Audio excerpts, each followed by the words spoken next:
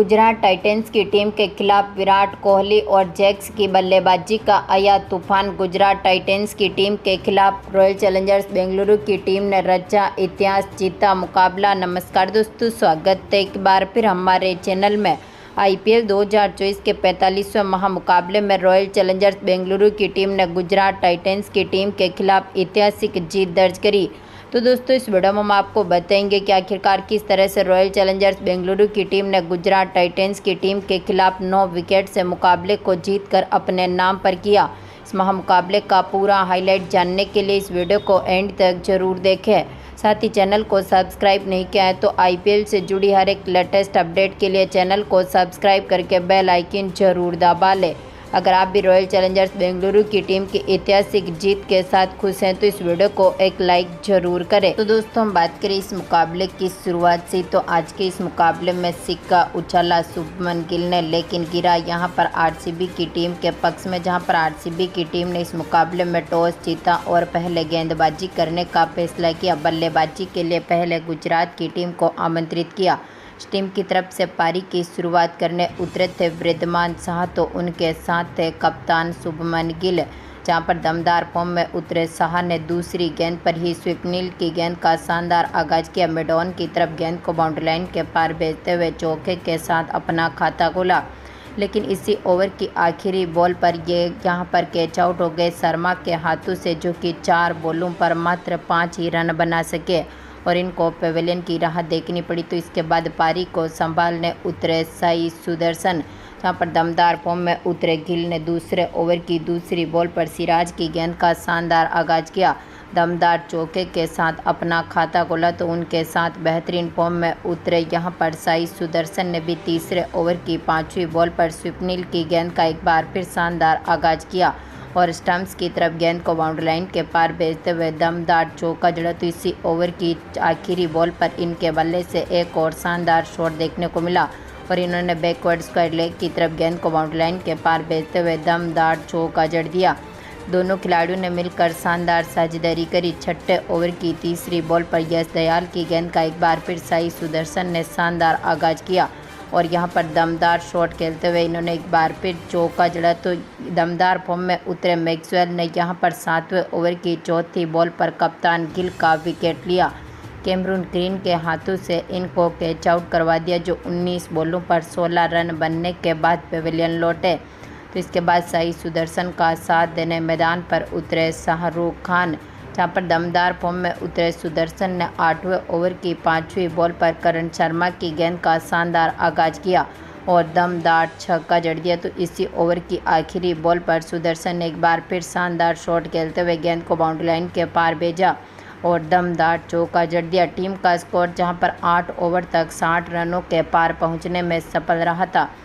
तो इसके बाद 9वें ओवर की तीसरी बॉल, जो कि मैक्सवेल डालने आए थे, शाहरुख खान ने लॉन्ग ऑन के ऊपर से गेंद को बाउंड्री लाइन के पार भेजते हुए दमदार छक्का जड़ा। तो इसी ओवर की 5वीं बॉल पर इन्होंने एक बार फिर शानदार शॉट खेला और कवर पॉइंट की तरफ गेंद को बाउंड्री लाइन के पार भेजते हुए एक और दमदार चौका जड़ दिया।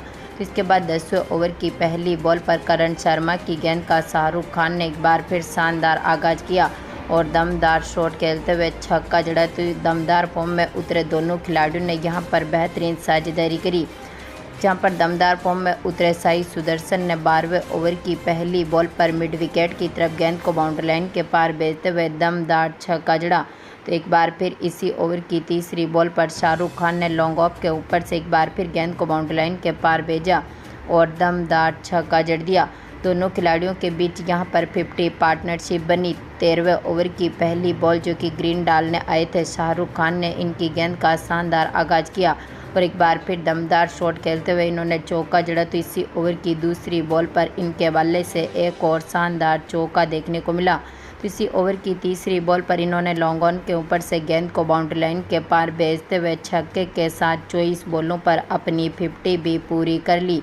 तो उनके साथ दमदार फॉर्म में उतरे साई सुदर्शन ने भी काफ़ी बेहतरीन परफॉर्मेंस किया, लेकिन 15वें ओवर की पहली बॉल पर सिराज ने शाहरुख खान का विकेट लिया।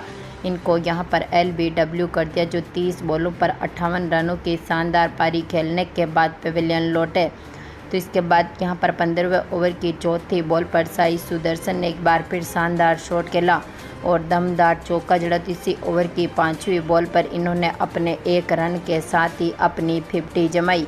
इनके साथ पारी को संभालने उतरे आखिरी में डेविड मिलर, जहां पर डेविड मिलर ने भी काफ़ी बेहतरीन परफॉर्मेंस किया। शानदार फॉर्म में उतरे मिलर ने 17वें ओवर की आखिरी बॉल पर चौके के साथ अपना खाता खोला। तो इसके बाद 18वें ओवर की पहली बॉल पर कैमरून ग्रीन की गेंद का साई सुदर्शन ने शानदार आगाज किया और कवर पॉइंट की तरफ गेंद को बाउंड्री लाइन के पार भेजते हुए चौका जड़ा। इसी ओवर की दूसरी बॉल पर सुदर्शन ने डीप मिड विकेट की तरफ एक बार फिर गेंद को बाउंड्री लाइन के पार भेजते हुए दमदार चौका जड़ दिया। इसी ओवर की तीसरी बॉल पर इन्होंने एक बार फिर शानदार शॉट खेला और एक बार फिर गेंद को बाउंड्री लाइन के पार भेजते हुए दमदार चौका जड़ा। तो इसके बाद 19वें ओवर की पहली बॉल जो कि सिराज डालने आए थे, साई सुदर्शन ने एक बार फिर फाइन लेग के ऊपर से गेंद को बाउंड्री लाइन के पार भेजा और दमदार छक्का जड़ा। तो इसी ओवर की तीसरी बॉल पर मिलर ने भी सिराज की गेंद का शानदार आगाज किया और दमदार चौका जड़ दिया। यानी कि यहां पर 19 ओवर तक टीम ने 185 रनों के पार के आंकड़े को छू लिया। तो इसके बाद आखिरी ओवर की आखिरी गेंद पर दमदार फॉर्म में उतरे यश दयाल की गेंद का मिलर ने शानदार आगाज किया और यहां पर गुजरात टाइटंस की टीम को छक्के के साथ ही 200 रनों के स्कोर तक पहुंचा दिया। यानी कि गुजरात टाइटंस की टीम ने 20 ओवर में अपने 3 विकेट खोने के साथ ही 200 रन बना दिए। यानी कि अब 201 रन का टारगेट रॉयल चैलेंजर्स बेंगलुरु की टीम के सामने रख दिया। हम बात करें आरसीबी की टीम की पारी की शुरुआत से, तो इस टीम की तरफ से पारी की शुरुआत करने उतरे थे विराट कोहली।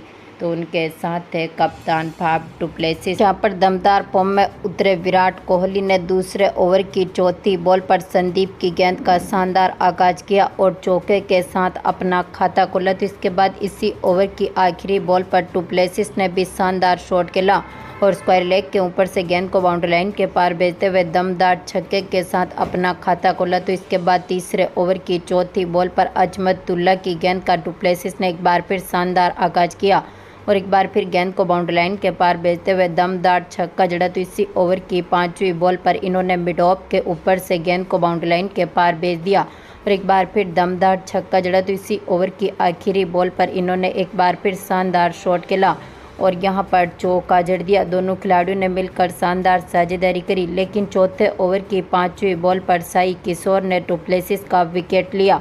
इनको यहां पर विजय शंकर के हाथों से कैच आउट करवा दिया, जो 12 बॉलों पर 24 रन बनने के बाद पेविलियन लौटे।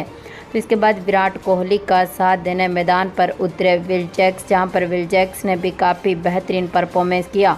5वें ओवर की 5वीं बॉल पर राशिद खान की गेंद का कोहली ने शानदार आगाज करते हुए गेंद को बाउंड्री लाइन के पार भेजा, दमदार चौका जड़ा। इसके बाद 6ठे ओवर की तीसरी बॉल पर कोहली ने एक बार फिर शानदार शॉट खेला और लॉन्ग ऑन के ऊपर से गेंद को बाउंड्री लाइन के पार भेजते हुए चौका जड़ा। तो इसी ओवर की चौथी बॉल पर इन्होंने एक बार फिर लॉन्ग ऑन के ऊपर से दमदार छक्का जड़ दिया। टीम का स्कोर पावर प्ले में 60 रनों के पार पहुंचने में सफल रहा। तो इसके बाद यहां पर 7वें ओवर की दूसरी बॉल पर कोहली ने एक बार फिर फाइन लेग के ऊपर से शानदार शॉट खेला और चौका जड़ दिया। तो इसी ओवर की 5वीं बॉल पर जैक्स ने भी चौके के साथ अपना खाता खोला। दोनों खिलाड़ियों ने मिलकर यहां पर बेहतरीन पार्टनरशिप करी, टीम के स्कोर को मजबूत स्थिति में उतारा।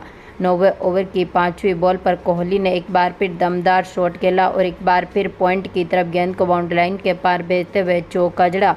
तो इन पर शानदार फॉर्म में उतरे विराट कोहली ने 10वें ओवर की आखिरी बॉल पर चौके के साथ अपनी 50 भी पूरी कर ली। तो इसके बाद 11वें ओवर की तीसरी बॉल पर जैक्स ने एक बार फिर मिड विकेट की तरफ गेंद को बाउंड्री लाइन के पार भेजते हुए चौका जड़ा।